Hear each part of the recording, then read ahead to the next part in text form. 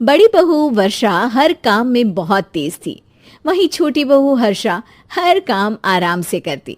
वर्षा को अपनी तेजी पर बहुत घमंड था।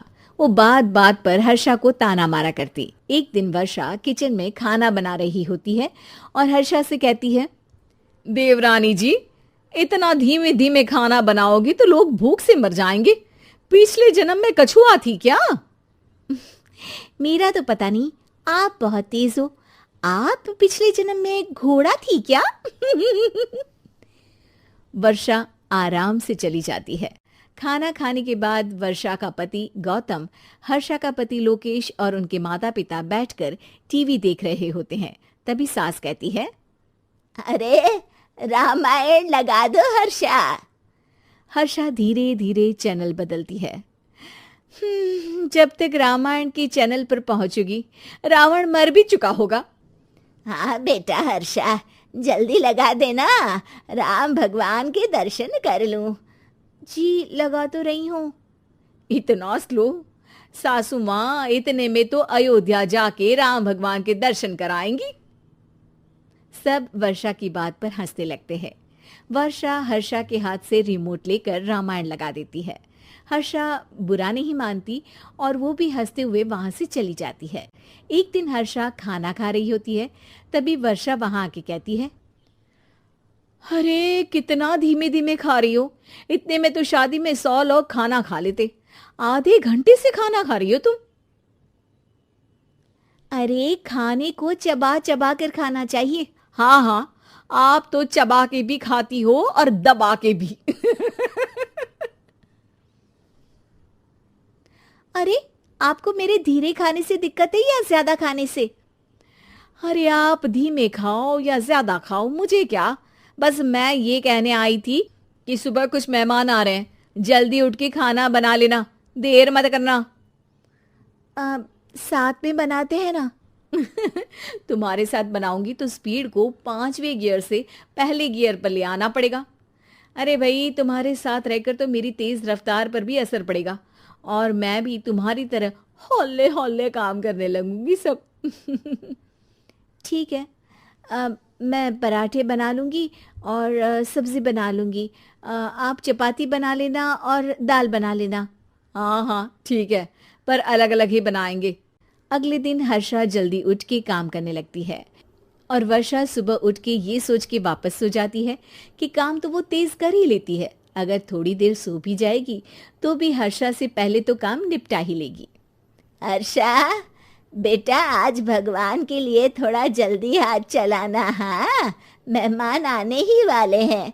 जी हाँ माँ, आटा गूंद लिया है, आलू उबल रहे हैं, पराठे बनाने ही वाली हूँ, फिर सब्जी भी बना लूँगी। इतने में ही वर्षा वहाँ आ जाती है। माँ जी, मेरा तो आप टेंशन ही मत लो, अभी उठी हूँ, लेकिन देखना खाना फटाफट राजधानी एक्सप्रेस की स्पीड से बना दूंगी। इतने में ही मेहमान आ जाते हैं। आइए आइए आइए, खाना बन ही रहा है, चाय बनवा लेती हूँ पहले आपके लिए। सास किचन में आती है। वर्षा, वो लोग आ गए, चाय बना दे जल्दी से। हर्षा को नहीं बोल रही क्योंकि वो तो सुबह की चाय देने में शाम कर देगी। चाय बन भी चुकी है माँ जी। वर्षा तेज ही नहीं, सबसे तेज है। आप चलिए, मैं चाय लेकर आती हूँ। वर्षा मेहमानों के सामने चाय लेकर जाती है। ये हमारी बहू है वर्षा, तेज वर्षा कहते हैं इसको। हर काम में इतनी तेजी रखती है जैसे मिल्खा सिंह भाग रहा हो। अरे वाह वाह, फिर तो खाना भी जल्दी मिलेगा हमको। हाँ हाँ, आप चाय नाश्ता खत्म कर लेंगे, उसके पहले ही वर्षा जल्दी से स्वादिष्ट खाना भी लेकर आ जाएगी। वादा तो कर लिया जल्दी खाना देने का। आपकी चपाती भी नहीं बनी और दाल भी नहीं उबली। फिर भी तुमसे पहले काम खत्म हो जाएगा मेरा। तुम्हारी तरह नहीं हूं, घड़ी की सबसे पतली सुई की जैसे धीमे धीमे धीमे काम करती हो तुम। बस वर्षा अपने तेज हाथों से दाल कुकर में चढ़ाती है और आटा निकाल के गूंथने लगती है। थोड़ी देर में कुकर की तेज सीटी बजती है और वर्षा का हाथ डोल जाता है। आटे में पानी ज्यादा पड़ जाता है। अरे रे, आटा तो ज्यादा गीला हो गया। वर्षा जब रोटी बेलने लगी तो एक भी रोटी गोल नहीं बन रही थी। कोई रोटी श्रीलंका के नक्शे जैसी थी तो कोई रोटी ऑस्ट्रेलिया के नक्शे जैसी बनती। वर्षा चिढ़ जाती है। कुकर फिर से जोर से सीटी मारता है। सास बाहर से आवाज देती है, वर्षा बेटा, आज स्पीड थोड़ी कम लग रही है। टाइम और लगने वाला हो तो बता दो बेटा। वर्षा को ये बात सुनकर बहुत बुरा लगता है। वो सोचना भी नहीं चाहती थी कि कभी उसकी तेजी पर कोई सवाल उठेगा। वहीं हर्षा धीमे धीमे अपना काम करती रहती है। वर्षा दाल बनाते वक्त भी इतनी घबरा जाती है कि जल्दबाजी में दाल में नमक ज्यादा गिर जाता है। वर्षा का खाना फिर भी हर्षा से जल्दी तो बन जाता है और जब खाना मेहमानों के सामने लगता है तो सब हर्षा के खाने की तारीफ करते हैं।